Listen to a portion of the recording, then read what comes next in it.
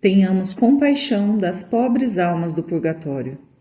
Liturgia dos funerais, ofícios fúnebres. Meditação para o dia 24 de novembro.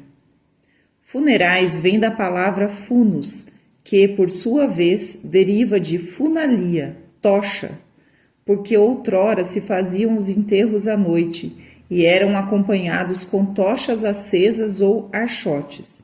O cristianismo purificou essa cerimônia pagã, santificando-a com as luzes empregadas nos ofícios fúnebres, mas as luzes agora simbolizavam, diz São João Crisóstomo, alegria e esperança na ressurreição da carne. Nos primeiros dias do cristianismo, na época das perseguições, a cerimônia do sepultamento dos mártires era festiva e tinha uma nota de alegria e de triunfo. Era a festa da entrada do céu e da glorificação dos que sofreram e morreram por Cristo. Os mártires, dizia São Cipriano, passavam da prisão para a imortalidade.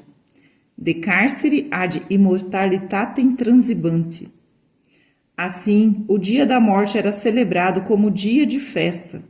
Adornava-se festivamente o vestíbulo da casa mortuária com guirlandas e coroas, escreve São Gregório Nazianzeno, e o interior era decorado com verduras, flores, tapeçarias e fachos de luz. Tais eram os funerais dos primeiros cristãos. Os de hoje são bem diferentes, já não tem mais a nota festiva. São tristes, são lúgubres. Por quê? Os mártires eram heróis que triunfavam e tinham grande garantia de salvação. Eram santos. Os primeiros cristãos eram de um fervor admirável, morriam mártires da fé, ou deixavam esta vida após muita penitência e uma vida muito santa. Havia razão para que a morte deles fosse um triunfo, assim como hoje a Igreja celebra os funerais das criancinhas que morrem com a inocência batismal. Depois, infelizmente, se introduziram relaxamentos e fraquezas nos costumes, e a Igreja temia a sorte dos seus filhos mortos sem uma penitência suficiente e sem aquele fervor e santidade dos seus filhos primeiros, da era gloriosa e santa dos mártires. Eis porque, desde Orígenes, a quem Santo Agostinho atribui a ordem no ofício dos mortos, introduziu-se o espírito de satisfação à divina justiça pelos mortos, e essa pompa fúnebre que chora sobre os mortos implorando para eles a divina clemência. O espírito festivo foi conservado apenas nos funerais das crianças. Nos funerais dos adultos, a Igreja quer nos lembrar do dogma do purgatório, quer implorar nossas súplicas pelos que padecem no lugar da expiação. Abreviar ou aliviar este sofrimento, eis o objeto dos ritos fúnebres e de todas as suas preces. Os antigos, disse São Gregório de Nice, embalsamavam os corpos para os sepultar. O cristianismo faz coisa melhor. Embalsama a sua memória e os envolve no perfume das orações e das comemorações. A oração pelos mortos é muito antiga na Igreja. São Cipriano de Jerusalém, Santo Agostinho e ainda Tertuliano asseguram que no seu tempo se faziam preces pelos mortos na convicção de que a oração dos vivos aliviava os mortos. A Igreja, nossa mãe, nos acompanha carinhosa e cheia de ternura até a sepultura e nos segue além túmulo com suas orações e com o sufrágio dos funerais. O sentido dos funerais. 3 ideias principais claramente percebemos em todos os ofícios fúnebres da liturgia da Igreja. A primeira, lembrar aos vivos as angústias e os tormentos nos quais a maior parte dos que faleceram expiam suas faltas no purgatório. Segunda, excitar em favor dos mortos a compaixão e a caridade dos vivos. Terceira, afirmar a ideia consoladora da ressurreição da carne. Tais são as ideias dominantes de todos os ofícios fúnebres. Lembra as angústias e tormentos do purgatório quando implora, por exemplo, nesta prece: Senhor, não entreis em juízo com vosso servo, sem que estejais disposto a conceder-lhe a remissão de todos os seus pecados, pois nenhum homem se encontrará justo diante de vós. Nós vos suplicamos, Senhor, que a sentença do vosso juízo não esmague aquele por quem pede esta oração, feita com fé verdadeiramente cristã, mas que, com o socorro da vossa graça, ele, que durante a sua vida foi marcado com o sinal da Santíssima Trindade, consiga evitar a sentença do vosso juízo. Que oração impressionante e bela! Depois, recorda o juízo tremendo em que se moverão o céu e a terra. É o Libera-me, Domini. Há na oração final uma expressão que nos mostra o sofrimento do purgatório. Dá-nos a ideia de que o defunto está como que sufocado e aflito, sem poder respirar o ar do céu, à espera da libertação. Livrai, Senhor, a alma do vosso servo ou serva de todo o vínculo dos seus delitos, a fim de que na gloriosa ressurreição, tornando a viver na sua carne, possa respirar entre os vossos santos e escolhidos. E muitas vezes repete a Igreja: Requiescat in pace, descanse em paz. Senhor, não entreis em juízo com vosso servo. Que súplica esta impressionante e comovedora! Chegando ao cemitério, prossegue o sacerdote: Senhor, nós vos suplicamos, dignai-vos usar misericórdia para com vosso servo defunto, que ele não tenha de sofrer as penas dos seus pecados, pois ele desejou cumprir a vossa vontade, e que assim como neste mundo o uniu à sociedade dos fiéis, assim também lá no céu a vossa misericórdia o associe aos coros dos anjos. Sempre a ideia caridosa de implorar misericórdia pelos mortos que padecem no purgatório. O ofício dos defuntos é um gemido de dor sobre a miséria da pobre criatura humana, lembrando as lamentações de Jó, tão impressionantes naquele realismo que abala nossa alma e parece um gemido saído dos abismos do purgatório. Que antífonas tocantes e piedosas! Aqui é um brado de misericórdia pelos que sofrem na expiação, ali um ato de fé na ressurreição da carne, acolá uma lembrança da miséria humana. Enfim, no ofício dos mortos, nos funerais dos cristãos, filhos da Santa Igreja, encontraremos, como disse acima, as 3 notas impressionantes, ou de uma eloquência sem igual: a lembrança dos tormentos do purgatório, grito de súplica pelos fiéis defuntos que gemem na expiação, recordando o juízo tremendo de Deus e a miséria do homem, e a esperança na ressurreição da carne. Procuremos ler em vernáculo o ritual dos defuntos. Meditemos aquelas orações e antífonas, enfim, todas as impressionantes lições desta liturgia. As lições dos funerais. São muito belas e impressionantes as lições que nos dá a Igreja com os funerais de seus filhos. Já vimos como recorda o sofrimento do purgatório, a necessidade de orar pelos mortos e o dogma da ressurreição da carne. Há, porém, outras lições nesses funerais, que sempre assistimos talvez indiferentes, porque não os meditamos ou ignoramos.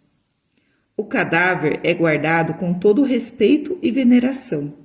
Não é o nosso corpo, como diz São Paulo, o templo do Espírito Santo?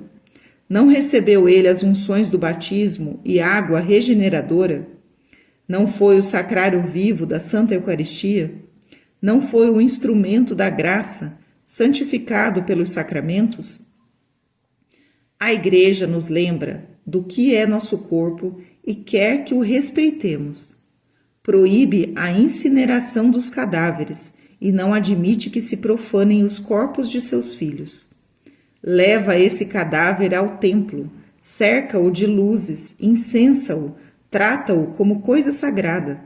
Depois o acompanha ao túmulo com orações, benze a sepultura dizendo: Ó Deus, de cuja misericórdia dá repouso às almas dos fiéis, dignai-vos benzer esta sepultura e enviar o vosso anjo da guarda para aguardar.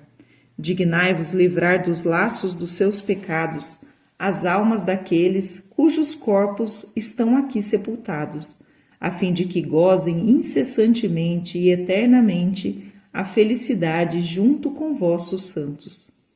Que respeito pelo nosso corpo! Respeitemos nosso corpo, que um dia há de ser objeto de tanta veneração nos funerais. Não profanemos pelo pecado, sobretudo pela impureza, este templo sagrado do Espírito Santo. O apóstolo São Paulo recomenda tanto esse respeito pelo nosso corpo. Lembremo-nos do juízo de Deus, tremendo e rigoroso, como nos lembra a Igreja implorando misericórdia e gemendo por nós, quando nossa pobre alma comparece diante do tribunal divino. Que contas daremos a Deus? Ouvi o Dies Irae, esse hino que nos veio da Idade Média e nos recorda o tremer no juízo de Deus e nossas responsabilidades. A liturgia da Missa dos Defuntos o traz sempre, para associar a ideia do sufrágio dos mortos à do juízo, e assim excitar nossa compaixão pelos mortos e despertar nossa alma para uma vida melhor com a lembrança dos novíssimos. Esses pensamentos devem ser os nossos, quando acompanhamos nossos mortos à sepultura, quando assistimos aos ofícios fúnebres. É muito triste vermos a indiferença e a displicência com que se assistem aos funerais hoje. Quanta profanação! Conversas nos enterros, onde se discutem política e interesses de negócios, sorrisos e desrespeito. Preocupação de pompas fúnebres e descuido da oração e das exéquias. Para que tantas flores e tantos túmulos pomposos? Oh, se aprendêssemos na escola admirável da liturgia da Igreja essas sublimes e impressionantes lições. Seria utilíssimo que nos retiros espirituais que fazemos, ao meditarmos na morte, recordássemos a liturgia dos funerais. Como se presta à meditação e nos ensina tanta coisa para a reforma de nossa vida. Todos os novíssimos aí são lembrados, a morte, o juízo, tantas vezes com o Libera-me e o Dies Irae, o inferno e o paraíso, para o qual nos manda. In paradiso deducante te angeli. Que lições! Exemplo, caridade recompensada. Deus nos concede muitas graças na sua misericórdia quando somos generosos para com Ele. Muito alcança em favor das pobres almas do purgatório quem oferece por elas sacrifícios e orações. Porém, um ato heróico de virtude pode ser um alívio poderoso no purgatório. Contam diversos autores fidedignos, e entre eles Santo Antonino de Florença, este exemplo edificante. Uma senhora viúva tinha um filho único, estudante, e a quem amava ternamente e no qual depositava todas as suas esperanças. Um dia, o moço, em companhia de outros colegas, se divertia, quando um estranho se pôs entre os rapazes e começa a lhes perturbar os folguedos com provocações e inconveniências. O filho da viúva o repreendeu severamente. O homem, indignado, puxou de um punhal e o enterrou no coração do pobre moço, deixando-o estendido na rua, banhado em sangue. O assassino foge, assustado, e ainda com um punhal em sangue, entra na primeira casa que encontra para fugir à perseguição da justiça. Qual não foi o seu espanto ao saber que entrara justamente na casa da mãe de sua vítima? A piedosa viúva, cheia de carinho, compadecida do assassino, refugia-o e esconde-o da polícia que o procura. Vem a saber, dentro de poucos instantes, que protegia o assassino do seu próprio filho. Sentiu um movimento de dor e de revolta. Era boa cristã. Soube conter-se heroicamente. Foi rezar. ofereceu a Nosso Senhor o sacrifício enorme de perdoar ao criminoso e foi procurá-lo, dizendo: Infeliz, matastes meu filho querido, meu único filho, todo o meu coração. Era a luz e a alegria da minha velhice, meu único apoio. Poderia te entregar a justiça e me vingar. Não o farei. Prefiro a caridade do perdão pela alma de meu filho saudoso. Vou te ocultar e depois te facilitarei a fuga e te livrarei da justiça. O pobre assassino caiu de joelhos, banhado em lágrimas, e quis se entregar à polícia. A viúva não o permitiu. Fê-lo escapar da condenação. Era um ato heróico, admirável. Alguns dias depois, a pobre mãe rezava pela alma do seu filho saudoso, quando este lhe apareceu todo belo e esplendoroso. Minha mãe, diz a bela visão, eu deveria permanecer no purgatório muito tempo. Vosso ato de caridade para com meu assassino e vossas esmolas e orações me abreviaram a pena e subo já para o céu. Adeus, minha querida mãe, até o céu. Que consolação para a pobre viúva! Sentiu ela a doce recompensa do seu ato heróico. Perdoemos nossos inimigos por amor e em sufrágio das almas do purgatório.